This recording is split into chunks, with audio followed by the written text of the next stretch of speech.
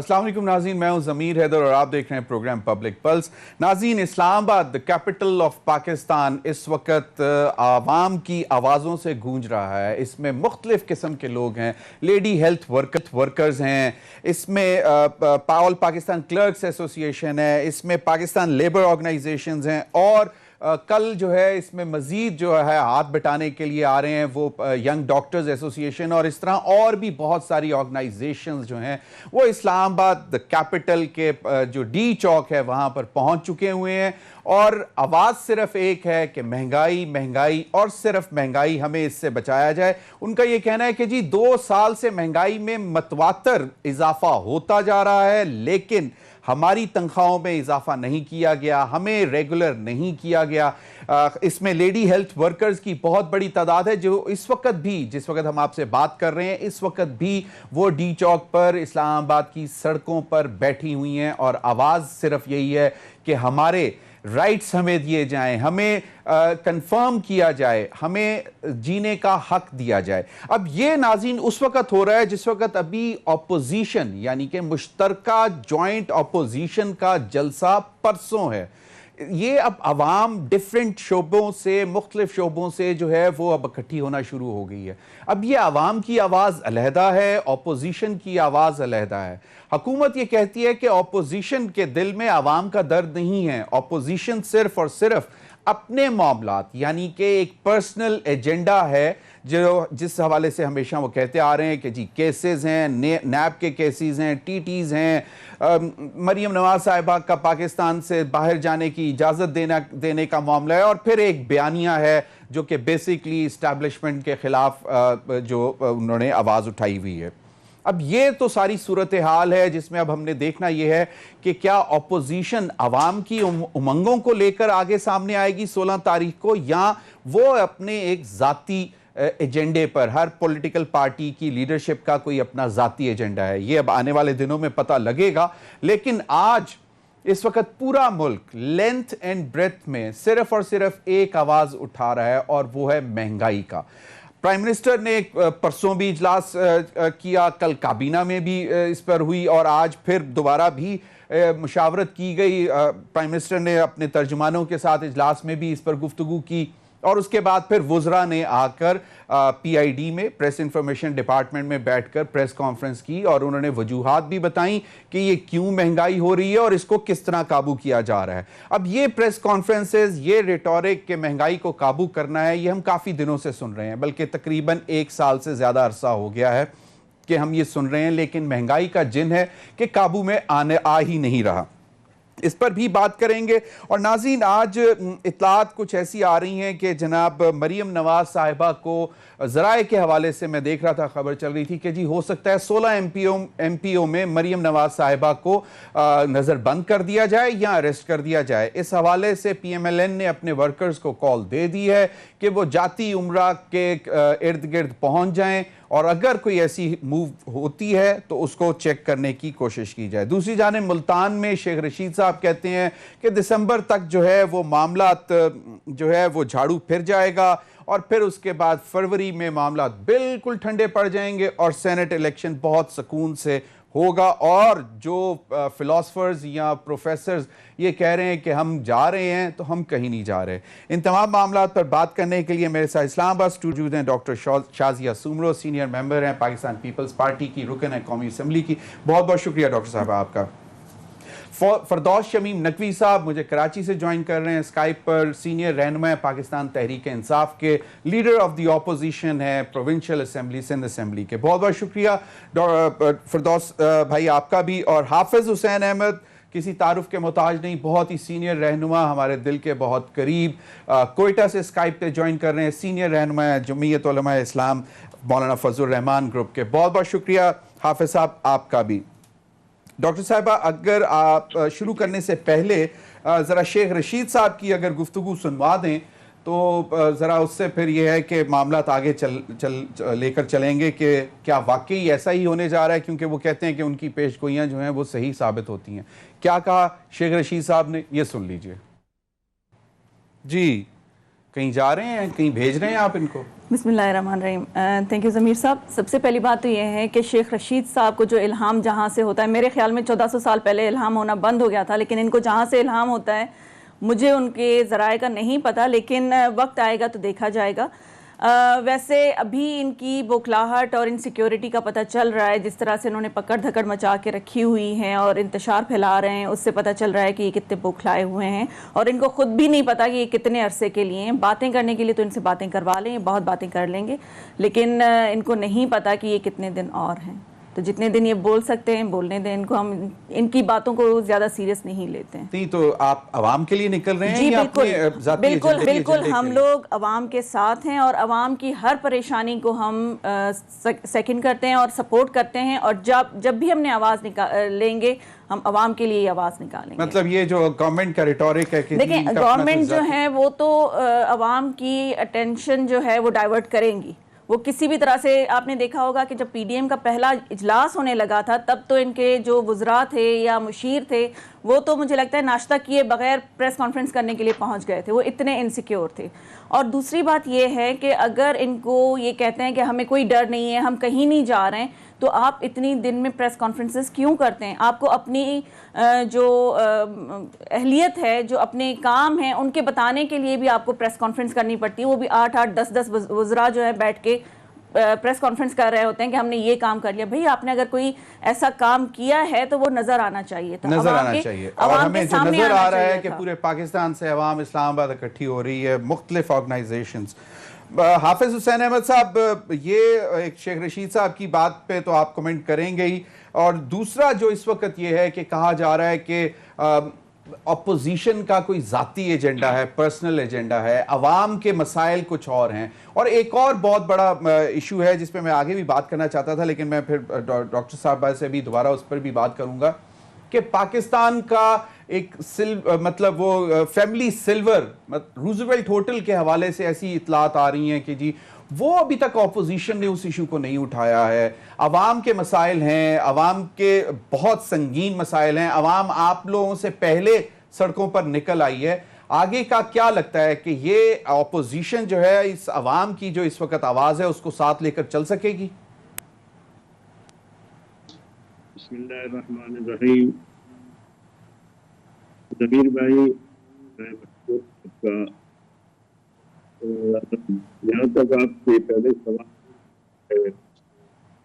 तो आपके रशीद साहब ने ये आवाज गूंज दोबारा। जी मुझे भी आपकी आवाज, मैं अब आपकी तरफ जी दोबारा आता हूं, मेरा ख्याल में कुछ आवाज में प्रॉब्लम आ रही है।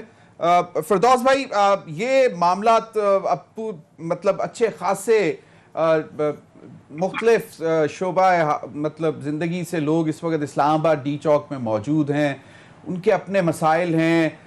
अपोजिशन भी कोशिश कर रही है कि इसी एजेंडे लेकर चले, तो कोई परेशानी है? क्योंकि मैं देख रहा था आज कराची में भी वो 18 तारीख के जलसे की तैयारियां शुरू हो चुकी हैं। सईद गनी और बाकी पीपल्स पार्टी के लीडर जो हैं वो इस कराची शहर में घूम फिर रहे हैं। तो क्या कोई बुखलाहट है, परेशानी है? अगर ऑपोजिशन नहीं तो ये जो आवाम का समुंदर अब निकलने को तैयार बैठा हुआ है महंगाई के पीछे। पहली चीज तो मैं समझता हूँ कि महंगाई है, उसको एक्नॉलेज ना करना जो है वो मेरे ख्याल से सही बात नहीं है। महंगाई क्यों है ये समझना जरूरी है। मेरे ख्याल से माजी के आपके प्रोग्रामों में इसकी हम बड़ी तफसीलन करते हैं कि जब भी कोई मुल्क दिवालिये पे आएगा तो उसको इस किस्म की सूरत हाल दरपेश हो। दूसरे ममालिक में जो इस सूरत हाल दरपेश है वो लेबनान है, 3 साल पहले ग्रीस था। आप अगर उससे मुआवजा पाकिस्तान का करेंगे तो आप कहेंगे कि जो सूरत हाल पाकिस्तान कोविड की है वही ये डिफॉल्ट सिचुएशन है, and you would be forced to say that the government is performing. किसी मुल्क को डिफॉल्ट से निकालना इतना आसान काम नहीं है। जहाँ तक ये हमारे लेडी हेल्थ वर्कर और गवर्नमेंट का रोल पे महंगाई है, तकलीफ में है, लेकिन ये इस वक्त सियासी मौके का फायदा होता है। उन्होंने कहा इस वक्त प्रेशर ऑपोजिशन मिल रही है, लेकिन वो भूल रहे हैं कि हम इस प्रेशर को सिर्फ और सिर्फ जो लेते हैं वो परफॉर्मेंस वाली बात नहीं करते। जैसे मेरी बहन कहती, इसे कहकर परफॉर्मेंस वाली बात के ऊपर कोई हुकूमत की जाती तो सबसे पहले सिर्फ की हुकूमत हट जाती, और जितने लोग कराची के तंग आए हुए उनको रेंटर ग्राउंड नहीं लाना पड़ेगा इंटीरियर से, और वहां भी लोगों को बेवकूफ बना के लाते। और जो इनकी सूरत हाल है वो आप कराची की सड़कों के ऊपर इनके बैनर्स पे देखते हैं कि एक बैनर के ऊपर किसी एक बैनर पे इनके तमाम कायदीन जो है पीटीएम के, उनकी तस्वीर नहीं नजर आती। पीएमएलएन, जेयूआई, पीपीपी, इनकी एक जगह अगर तस्वीर दिखा दे आप कराची के किसी बैनर को तो अजीम बात हो। फिर बौखलाहट तो इसमें है कि वो वजीर आला सिंध जो वजीर आजम पाकिस्तान को कोविड को हैंडल करने के लिए क्या क्या अल्फाज नहीं इस्तेमाल किए उनके और उनके मशीरों ने। सही। जब 300 केस रोजाना आ रहे थे तो उन्होंने कंप्लीट लॉकडाउन की बात की। आज यही वजीर आला सिंध जब 300 केसेस और 6 मौत रोजाना हो रही हैं सिंध में, उसके ऊपर वो जलसे करवाने की बात कर रहे हैं। तो बौखलाहट वहां है या यहाँ है? चलें, बिल्कुल मैं तो आपकी तो तरफ समझ से बाहर है। सही, चलें। आखिरी सवाल जो आपका रूजवेल्ट होटल पे है, मैं जी बरादर मोहतरम, अगर आप चाहते हैं, वरना मैं रुक जाता हूं। जी मैं उस पर मजीद आपसे बात करूंगा। रूजवेल्ट होटल की तरफ भी आते हैं। हाफिज हुसैन अहमद साहब की तरफ मैं जाऊंगा कि उनकी पहले जरा थोड़ा सा कुछ डिस्टॉर्शन थी। हाफिज साहब, आप जो बात कर रहे थे जरा मुकम्मल कीजिएगा जी प्लीज। जमीर भाई, मैंने कहा कि आजकल 21वीं सदी में हालात बदल रहे हैं। पहले जिलजिले के बाद आफ्टर शॉक्स आते थे, अब तो जिलजिले से पहले बिफोर शॉक्स आने लगे हैं। तो ये जो तमाम सरासमगी है, परेशानी है, तो इस बात की दलील है कि वो अभी तक जलसा हुआ नहीं है, लेकिन उससे पहले ही नेक्स्ट प्रैक्टिस के लिए मुलाजिमीन पहले इस्लामाबाद पहुंच गए हैं। और बिल्कुल शेख रशीद साहब जो है वो यकीनन सच्चे हैं, और उनकी अक्सर पेशगोइयां सच होती हैं। वो बिल्कुल सही कह रहे हैं कि दिसंबर के बाद ये बेरोजगार होंगे, फिर झाड़ू ही फेरेंगे ये लोग। तो यकीनन वो फिर झाड़ू हाथ में होगा और झाड़ू फेरते रहेंगे, क्योंकि कुछ लोग जो है वो बंग की काश्त के हवाले से जो है तजुर्बात करने की बात कर रहे हैं, कुछ मुर्गी और अंडे पालने की हवाले की बात करेंगे। तो जाहिर है कि कोई ना कोई रोजगार तो करेंगे, क्योंकि कौम को जब बेरोजगार कर दिया लाखों लोगों को, तो अब उनके बेरोजगार होने का वक्त आया है।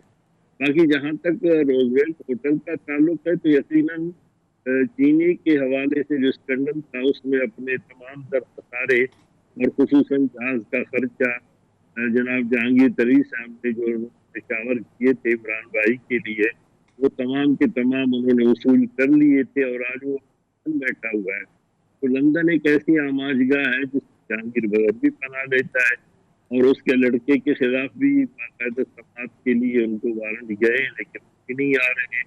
लेकिन हमारे जुल्फी भाई ने जिन्होंने पाकिस्तान से हमारे लिए मुसीबतें खड़ी कर दी, तो भी अपने हिस्से के हालात और निविष्टा दीवार पढ़कर उठ रहे हैं। रोजवेल्ट का जो असल सारा मामला है, तो उसको हड़प करने की जो काविशें और कोशिशें हैं बुखारी की है, और वो भी पहुंच चुका है। बाकी जो गैर मुल्की मुसीर है या मुल्की मुसीर है, वो भी अपना अपना हिस्सा लेंगे। कोई स्कैंडल के हवाले से, कोई स्कैंडल के हवाले से, कोई बीआरपी स्कैंडल के हवाले से, बाकी फॉरेन फंडिंग के हवाले से। तो स्टे पे हम लोग बैठे, हमारे इमरान भाई तो स्टे के खिलाफ थी, और उसके साथ साथ तो सारा मसला सिलाई मशीन वगैरह का, बीआरपी का, ये तमाम चीजें कौम के सामने है। तो हमारे जो इत्तेहादी हैं वो अल्हम्दुलिल्लाह हवाला से निकलने के एक गद्दारी का मुकदमा के एरिया में जी, जिसके बारे में कहा गया कोई ताल्लुक नहीं है। फिर हमारे बुजुर्ग ऑन द रिकॉर्ड है, वो कहते कुछ लोगों को निकाला जाएगा, कुछ को रखा जाएगा। अब मैंने तो सारे जा रहे सही। ये माशाल्लाह हमारा काम आसान कर रहे हैं, कोई हमारे लिए मुश्किलात आपके लिए मामला आसान कर रहे हैं जी फिरदौस भाई, क्योंकि आपने जिक्र कर दिया रूजवेल्ट होटल का, तो आप भी उस पर कमेंट कर दें, फिर मैं मेरे ख्याल में ब्रेक के बाद फिर डॉक्टर शाजिया साहिबा से भी इस पे कमेंट ले लूंगा।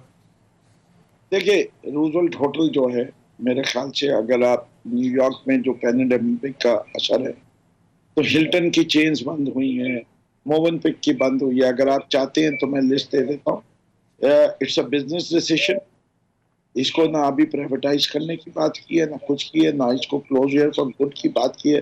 फिलहाल क्योंकि वहाँ कस्टमर ट्रैफिक इतनी नहीं है, तो it is the better thing कि उसको आप जो है लीस्ट कॉस्ट ऑपरेशनल मेथड पे ले आए। सही, चलें उसके बाद इसमें बिल्कुल फिरदौस भाई आपने सही फरमाया कि कोई ऐसा इरादा नहीं है, लेकिन इस पर मजीद बात करते हैं। अभी मुझे कहा जा रहा है ब्रेक के बाद ये भी जानने की कोशिश करेंगे कि अगर इस तरह के मामला हैं कि इसको बेचना नहीं है रूजवेल्ट होटल को, तो $105 मिलियन का जो कर्जा एक प्राइवेट कंपनी ने, एक जो जेएस बैंक का था, वो उठा लिया और अब वो कहते हैं कि आप हमें पैसे दें, उसको किस तरह हैंडल करेंगे। और उसी एक कोई कंपनी के साथ जेवी की भी बात हो रही थी। तो ये बहुत बड़े सवालात हैं जिनका भी जवाब चाहिए। इस पर मजीद बात करेंगे ब्रेक के बाद।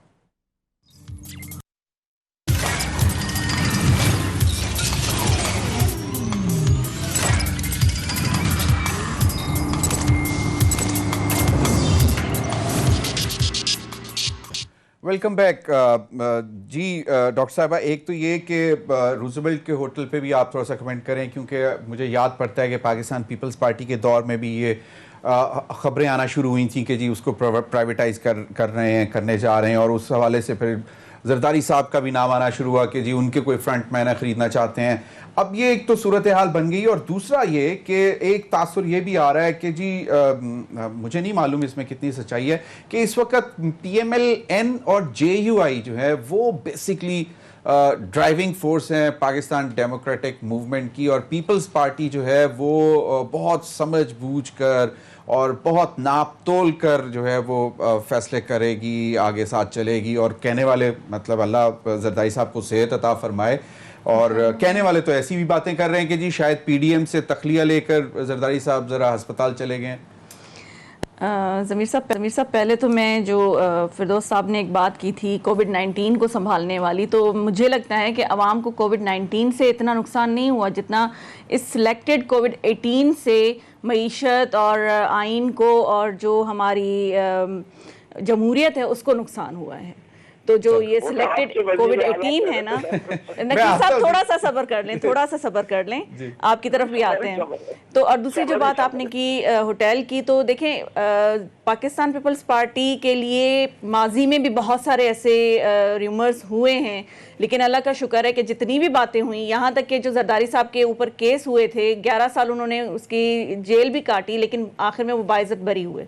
तो इसका मतलब है कि सारी बातें झूठ पे मबनी थी और सारी झूठ सामने आ गए थे, और सच कभी छुपता नहीं है। और दूसरी बात यह है कि जो इन्होंने ये जाली डिग्री का एक स्कैंडल बना के और PIA को बिठा दिया था, ये यहाँ से कहानी शुरू होती है। इन्होंने किसी भी इदारे को जिंदा रहने का हक छीन लिया है, सारे इदारों को इन्होंने तबाह बर्बाद कर दिया है। हर जगह पे इनके सिलेक्टेड लोग बैठे हुए हैं, इलेक्टेड की कहीं जगह मतलब नहीं है। आपका कहने का मकसद है कि रूजवेल्ट होटल में इंजीनियर्ड लॉसेस शो करके उसको बंद कर किया जा रहा है, लेकिन पाकिस्तान पीपल्स पार्टी इसकी निष्कारी तो कह दिया कि कोई इरादा नहीं और बंद करने को हमेशा अगेंस्ट करती रही है और आगे भी करती रहेगी। लेकिन देखें, ये इनके कहने और करने में बहुत फर्क है। ये कहते कुछ है और करते कुछ है, जो इनको भी नहीं पता होता है कि होता कहाँ से है। तो इनको एक स्क्रिप्ट मिलता है, और जब वो स्क्रिप्ट ख़त्म हो जाता है, उसके बाद ये इंतशार फैलाने वाली बातें, कोई ऐसी प्रेस कॉन्फ्रेंस या कोई ऐसी कंट्रोवर्शियल बात कर देते हैं जिसकी वजह से अवाम जो है उस तरफ डाइवर्ट हो जाए, मीडिया उस तरफ डाइवर्ट हो जाए और ये पीछे से बच के निकल जाए। अब आप देखें कि इनके जो स्पेशल एडवाइज़र थे हेल्थ पे, डॉक्टर जफ़र मिर्ज़ा, उनके लिए स्कैंडल हुआ था कि वो स्मगलिंग कर रहे थे, ड्रग प्राइस इंक्रीज़ हुई थी, स्मगलिंग, उनके मास्क जो स्मगलिंग हो रही थी, ये सारी चीज़ें हुई थी, तो उन्होंने आराम से बाहर भिजवा दिया रिज़ाइन लेके। और उसके बाद जहांगीर तरीन साहब का केस आपके सामने है, उनका नाम शुगर कमीशन में था, उनको भी आराम से जहाज़ में बिठा के बाहर भेज दिया। तो ये देखें करते कुछ हैं वो तो और हाफिज होता अहमद कुछ है। साहब ने कहा है कि लंदन जो है वो हमाजगाह है। जी बिल्कुल, और बिल्कुल उसमें सही कहा हाफिज साहब ने, PMLN के बिल्कुल लीडर सही भी कहा। हैं, मतलब इसहाक डार साहब हैं। मैं नवाशी साहब का जिक्र नहीं करता, वो बीमार हैं, चले।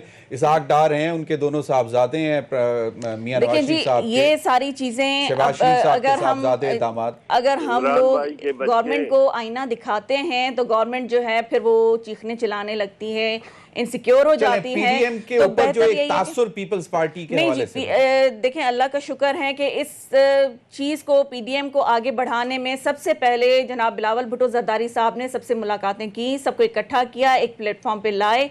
तो उस बात से कैसे वो पीछे हट सकते हैं? अच्छी और वो स्ट्रेटेजी, बीबी अच्छी के बेटे स्ट्रेटेजी। हैं और अपनी मदर का नाम लेके वो जब आगे जा रहे हैं, शहीद मोहतरमा के विजन को लेके जब आगे जा रहे हैं, तो वो कैसे पीछे हट सकते हैं? ये भी एक तरह से एक कंट्रोवर्शियल बात है जो उनके लिए बोली जा रही है। और अल्लाह मियां सेहत अता फरमाए जरदारी साहब को। ख्वाजा तो आसिफ साहब इंशाल्लाह ने भी कहा था कि शायद वो जरा मुश्किल से एतमाद नहीं करने वो को तैयार। आपको पता होगा कि जरदारी साहब ने कहा था कि वो भी ऐसे ही उन्होंने किसी के कहने पे कह दिया कहने पे होगा, नहीं कहते, वैसे चलिए। ऐसी कोई बात नहीं है। ये चलिए। सिर्फ ये है कि पीडीएम को फेल करने के लिए इनकी कंट्रोवर्शियल बातें और कुछ भी कंट्रोवर्शियल। नहीं है। हाफिज हुसैन अहमद साहब, ये सारी सूरत हाल है, महंगाई का जो एक तूफान है वो रुक नहीं रहा, थम नहीं रहा।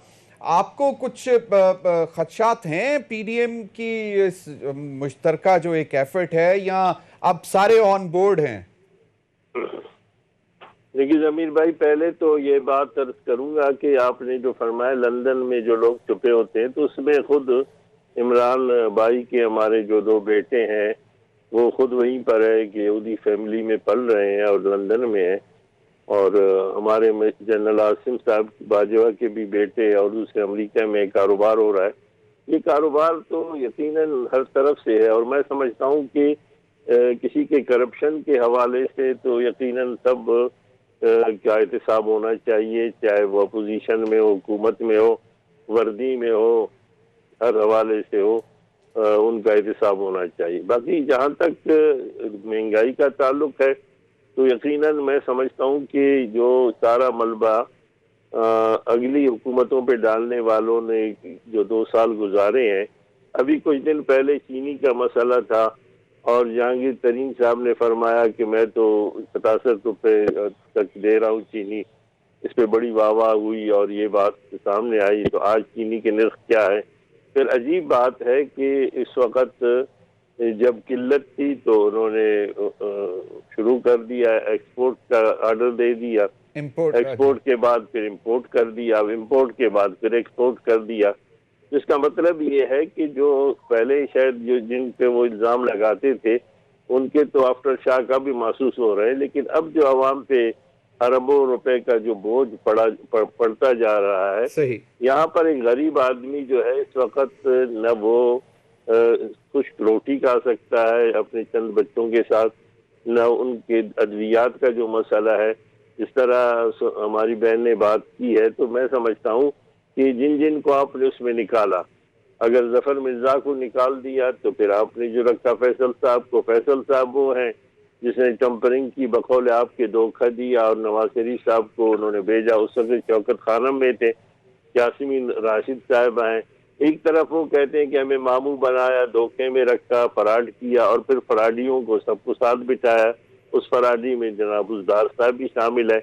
हम कहते हैं कि आप सुप्रीम कोर्ट के आड़ में स्टे ऑर्डर लेकर फॉरेन फंडिंग के हवाले से क्यों छुपते हैं, बीआरटी के हवाले से क्यों छुपा जाता है? आपका डिप्टी स्पीकर कोयटा से 52,000 वोट जारी निकलने के बाद डिस्ट्रिक्ट हो गया था और दोबारा इलेक्शन की बात थी, वो स्टे ऑर्डर पे छुपा हुआ। तो हम से कहते हैं कि पैमाने जो है इंसाफ की वो बिल्कुल अलग है। और हम अब तो यकीनन ये बात सामने आ गई है कि अभी तक हमारे जो है वो एहतिजाजी तहरीक के आगाज में चंद दिन बाकी हैं, लेकिन क्या इस वक्त इस्लामाबाद में लोग नहीं निकले हैं? तो लोग इस हद तक तंग है कि बस खुद जो है बाहर निकलने के लिए तैयार है। तो ये 2 आतिशा होगा। बिल्कुल। हाफिज साहब, जरा क्विकली बोला, फजल रहमान साहब के हवाले से जो केसेस थे उन पे क्या पेशरफ्त हुई? सुना है कि वो भी कुछ मामला मतलब नैब के साथ। देखिए, सबसे पहले तो ये है कि यहाँ मीडिया ट्रायल होता है और तमाम मीडिया पे जो है ब्रेकिंग न्यूज चला दी गई और उसके बाद खुद मीडिया के कई दोस्तों ने बहसीत तर्जुमान मुझे फोन करके बताया कि जनाब हमें आप नोटिस दे दें। अब मैंने कहा हमें नोटिस मिला ही नहीं है। और उसके बाद जब यही बात हमने दोबारा आकर कह दी और चैलेंज दिया कि भाई तुमने नोटिस नहीं दिया है तो किसने जमा की है, बात की है। सही। उसके बाद आपने देखा कि खुद रेप के तर्जुमान ने कहा कि जनाब इसकी हम तहकीकात कर रहे हैं, अभी तक तो हमने नोटिस बनाया नोटिस नहीं मिला और शायद इस्लामाबाद मुंतकिल कर दिया है। मौलाना साहब ने कहा कि हमने सिर्फ और सिर्फ ये कहा था कि हिम्मत है तो बुला लो, तो उन्होंने उस डर से केपी से उठा के इस्लामाबाद मुंतकिल कर दिया। नहीं जी, हम तो एहतिसाब के लिए जमीर भाई बिल्कुल हम तैयार हैं। हम कहते हैं कि बिस्मिल्लाह करें, सबका एहतिसाब करें और यकीनन जो बातें इस वक्त FIA के बशीर मेमन ने की है, कल इंशाल्लाह हमारे जावेद इकबाल साहब जब अल्लाह बरतरफ हो जाएंगे अपने ओहदे से या बरतरफ किए जाएंगे, उसके बाद वो जो इंकिशाफात फरमाएंगे तो वो मेरे ख्याल में बहुत बशीर मेमन को पीछे छोड़ देंगे। चले वो भी जब वक्त आएगा तो हम वो भी देख लेंगे। फिरदौस भाई, ये शाहिद खाकान अब्बासी और मरियम औरंगजेब ने कुछ बात की है, वो जरा सुन ले तो उस पर आपका कमेंट भी चाहूंगा। भाई आपने शॉर्ट तो सुन लिया, लेकिन मुझे अभी बताया गया है कि जी वक्त हुआ है ब्रेक का, तो ब्रेक के बाद अगर आपको ये याद रहा जो इन्होंने शाहिद खाकान अब्बासी ने या मरियम औरंगजेब ने जो बात की है, तो वरना ये है कि वो दोबारा सुनवा दूंगा, लेकिन आपको दोबारा सुना दीजिएगा, फैसला बुजुर्गों का होगा। चलें ठीक है जी, बिल्कुल ये सुनवा दूंगा जी। नाज़रीन, वक्त हुआ एक ब्रेक का, हमारे साथ रहिए।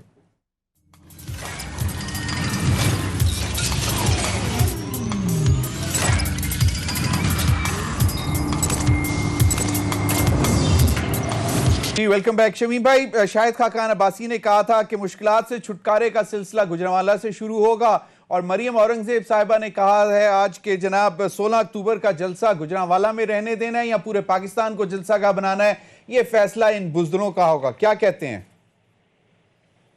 जी बुज़दिल तो वो होते हैं जो मैदान छोड़ के चले जाते हैं। इसाकदार बुज़दिल, नवाज शरीफ बुज़दिल, नवाज शरीफ के बच्चे बुज़दिल, शहबाज शरीफ के बेटे और दामाद बुज़दिल, जो मैदान में खड़े हैं उन्हें बुज़दिल कौन कहता है?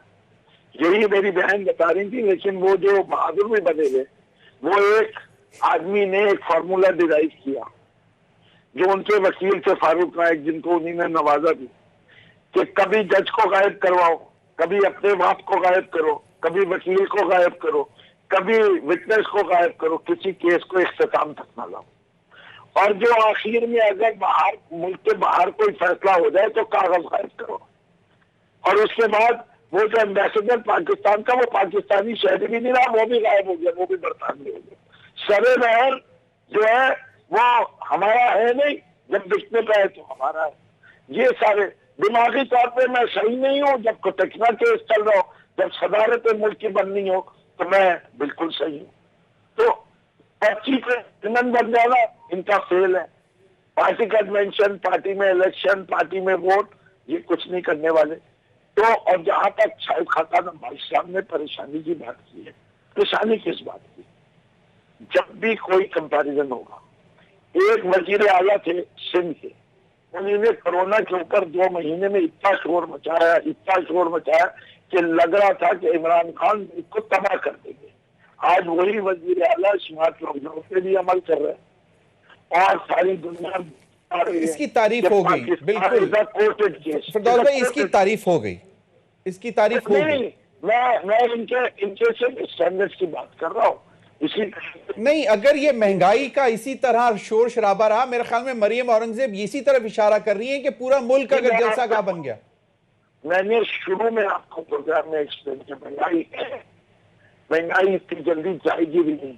जब कोई मुल्क डिफॉल्ट के बहाने पे होता है तो उसको टाइम लगता है। दुनिया के जितने केसेस हुए हैं अगर एनालाइज करेंगे तो पाकिस्तान इंशाल्लाह will come out as one of the best stars on how to deal with default. ये मेरा मौजूद जो मैं आपको कह रहा हूँ बार बार। सही जी, सही। डॉक्टर शाजिया साहिबा, ये जो मामला हैं समझते हैं लोग इस वक्त सबसे ज्यादा बड़ा इशू महंगाई का है, तो ये अब 18 तारीख का जो है जलसा यकीनन साने कारसाज से मतलब मुंसलिक है और इसीलिए रखा गया था। अब आपको क्या लगता है कि जो आज वुज़रा ने आके एक्सप्लेनेशंस दी और उसमें फिर इल्ज़ाम ये लगाया गया कि जी सिंध ने गंदम की मतलब वो जो रिलीज़ में ताख़ीर की जिस वजह से स्मगलिंग भी हुई इंटर प्रोविंशियल और उसकी वजह से कीमतें भी बढ़ी और आटा भी गायब और आटा इतना महंगा हो गया।